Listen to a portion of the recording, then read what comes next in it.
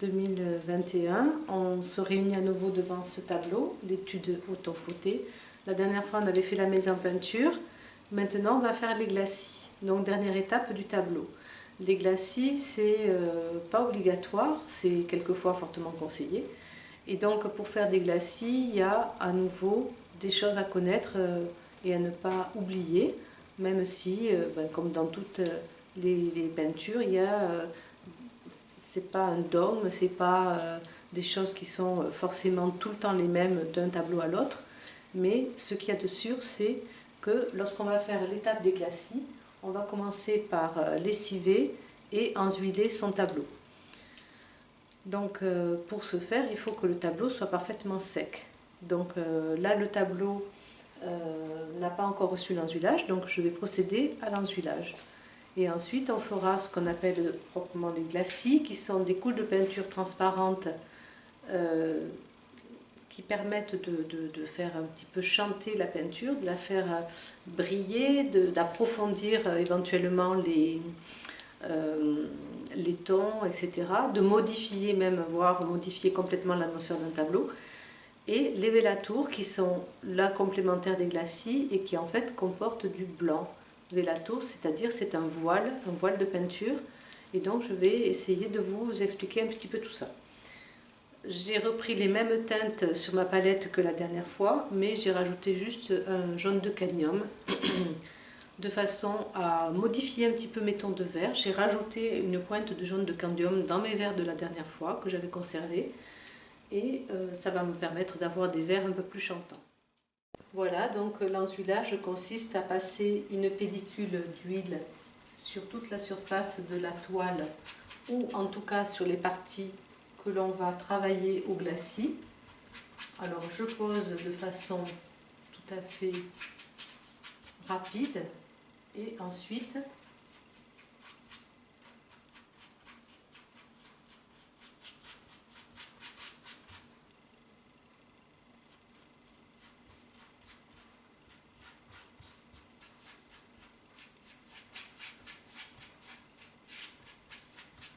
l'important, c'est surtout de ne pas mettre trop d'huile, de façon à ne pas se retrouver avec des coulures.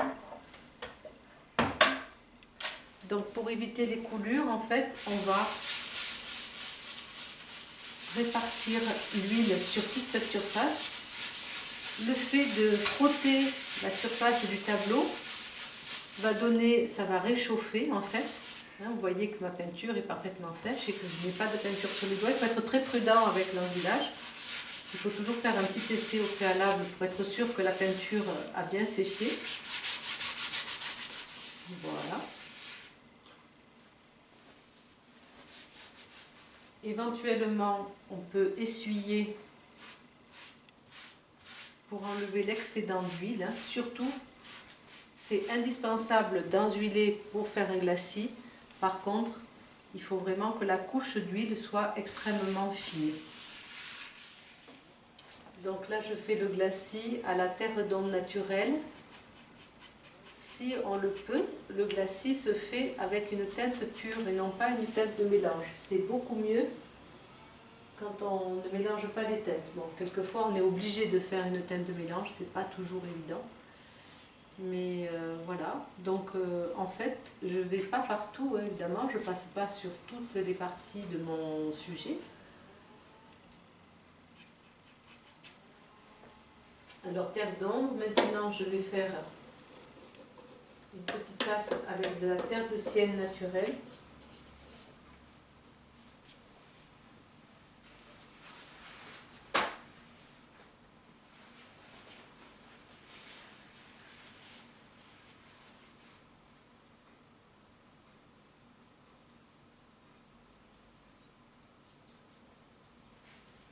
Donc terre de sienne naturelle pour donner un côté un peu plus doré. Toujours bien essuyer son pinceau.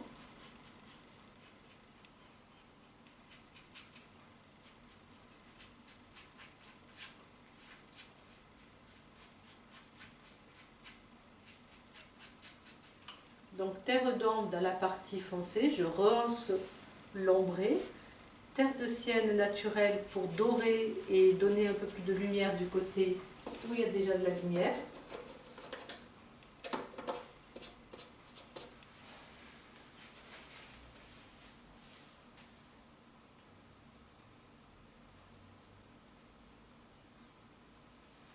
Je précise que quand je vais charger mon pinceau, je vais prendre vraiment très peu de peinture.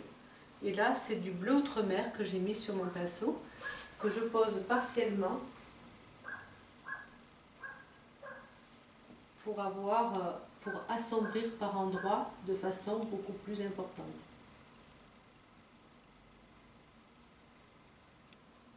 Donc, quand on est à cette étape du fini du tableau, c'est vraiment personnel. C'est une étape où chacun va juger ou pas de mettre de la peinture, aller ou pas dans tel ou tel endroit du tableau. C'est une étape qui est fondamentalement la partie la plus artistique du travail.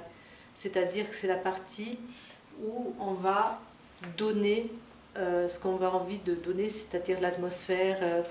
Si c'est un portrait, on va donner la vie à ce niveau-là, à ce moment-là du tableau.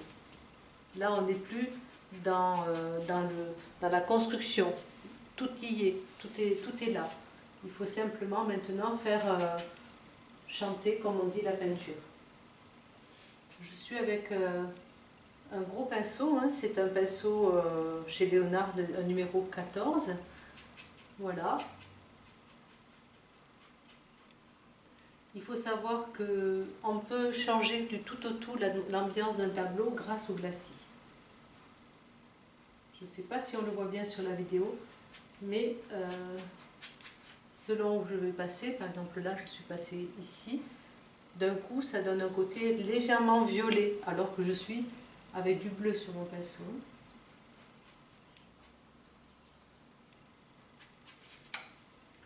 Voilà.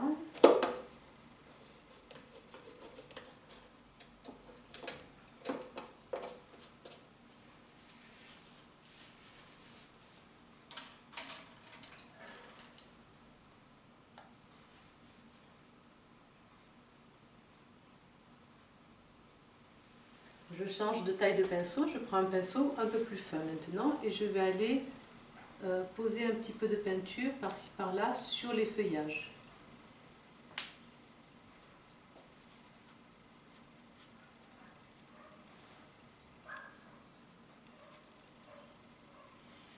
Ce qu'il faut savoir, c'est qu'au moment du glacis, on ne va pas réparer une erreur éventuellement qu'on a pu commettre précédemment. Il faut vraiment que le tableau soit très abouti avant de passer les glaciers et les bateaux, parce que on ne met pas de la peinture partout et contrairement à ce qu'on pense, on ne va pas encore se rattraper si par hasard d'aventure on a quelque chose qui n'est pas trop bien placé ou trop bien calculé au départ. Hein. Malheureusement, ce n'est pas une épreuve de rattrapage.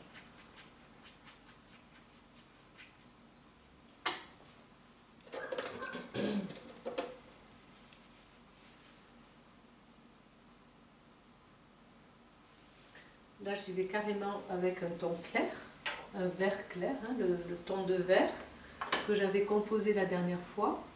Et comme je vous l'expliquais, je l'ai un petit peu modifié avec du cadmium pour le rendre plus lumineux, plus chantant.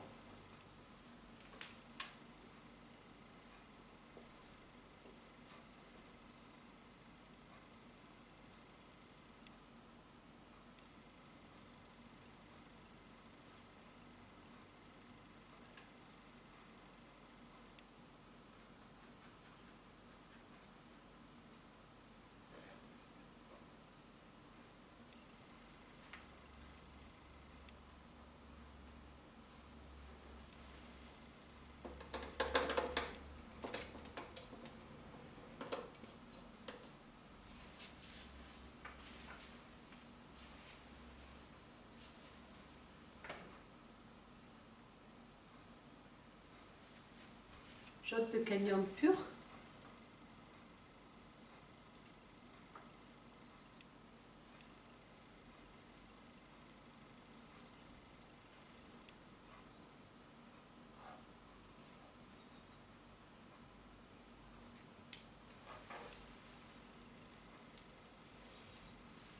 transformation automatiquement de la teinte à partir du moment où je pose cette teinte sur des choses qui ont été déjà placées, posées la dernière fois. Ben forcément, entre la couleur que j'ai sur ma palette et la couleur que j'ai lorsque je la pose sur ma toile, on a une couleur vraiment différente. Vous voyez par exemple que ici, la même teinte va donner un effet différent, tout simplement parce que dessous, il y a des choses différentes.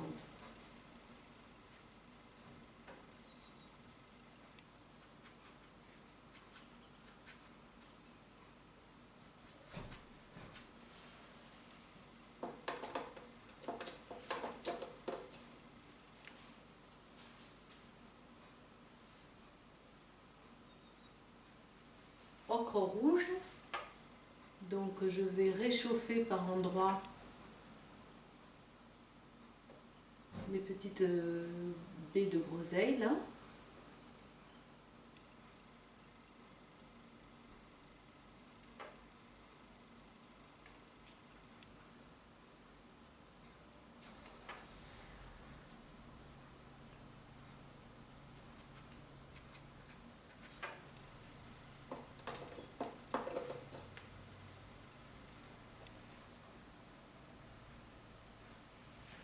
Lac géranium que j'avais déjà utilisé la dernière fois. Donc la lac géranium en fait c'est une teinte transparente idéale pour les glacis.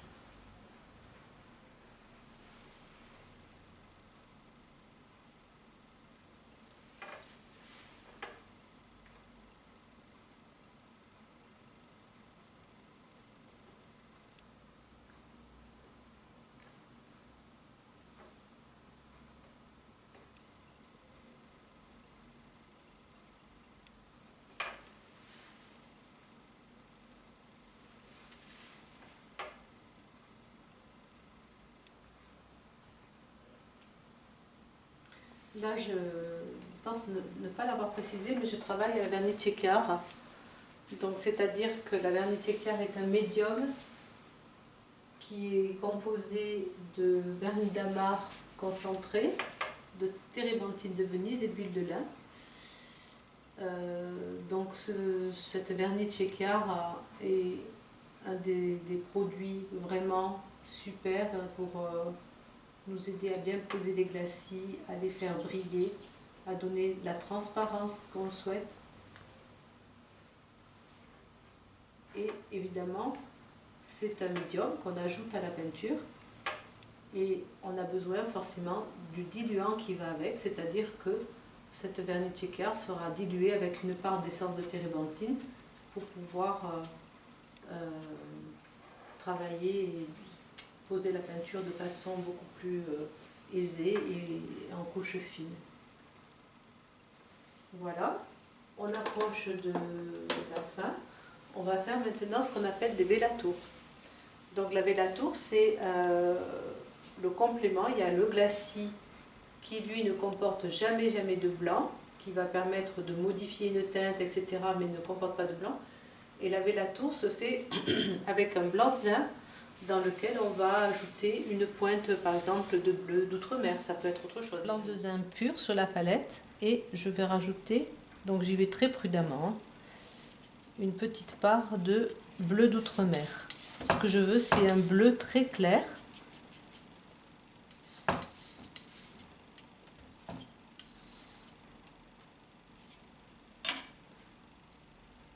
Ça, c'est le diluant. Donc je tire parfaitement ma peinture sur la palette.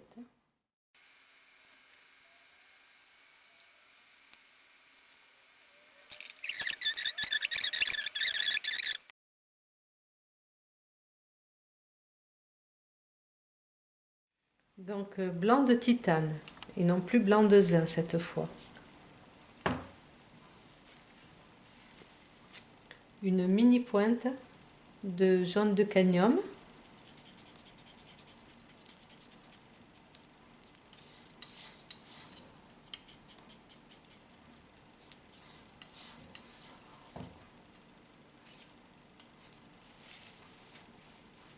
et un petit peu de jaune d'œuf.